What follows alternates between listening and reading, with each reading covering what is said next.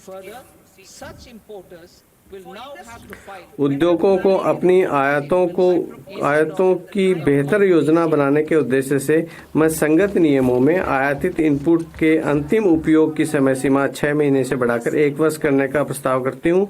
इससे लागत और आपूर्ति की अनियमितता को ध्यान में रखते हुए प्रचालन संबंधी लचीलापन मिलेगा।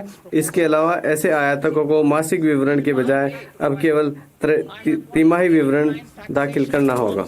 as one of key reforms to realize our vision of Viksit Bharat.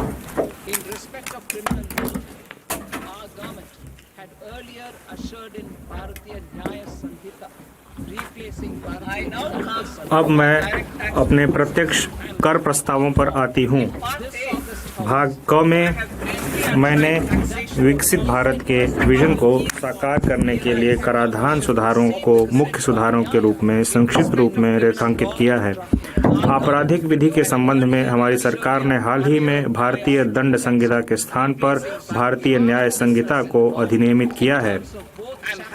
मुझे इस सम्मानित सदन और देश को यह बताते हुए हर्ष हो रहा है कि नया आयकर विधेयक भी न्याय की इसी भावना को आगे बढ़ाएगा। यह नया विधेयक अध्यायों और शब्दों की दृष्टि से वर्तमान विधि की अपेक्षा आधे से कम एवं पाठ रूप में सुस्पष्ट और प्रत्यक्ष होगा।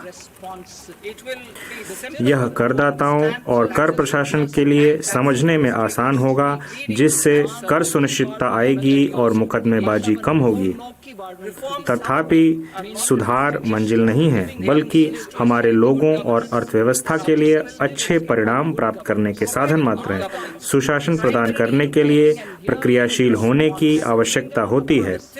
द थिरुकुरल ने श्लोक 542 में इसे व्यक्त किया है, जो इस प्रकार है: वानों की वाजहुम उलागेल्ला मन्नावन कोनों की वाजहुम कुडी। अर्थात जैसे जीवित प्राणी वर्षा की आशा में जीते हैं, वैसे ही नागरिक सुशासन की आशा में जीते हैं।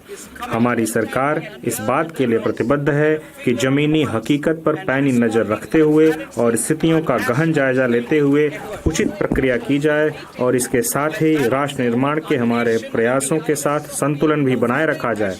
निम्नलिखित उपाय इस बात का ब्यौरा देंगे कि प्रधानमंत्री मोदी जी के नेतृत्व में हमारी सरकार ने नागरिकों द्वारा व्यक्त आवश्यकताओं को समझने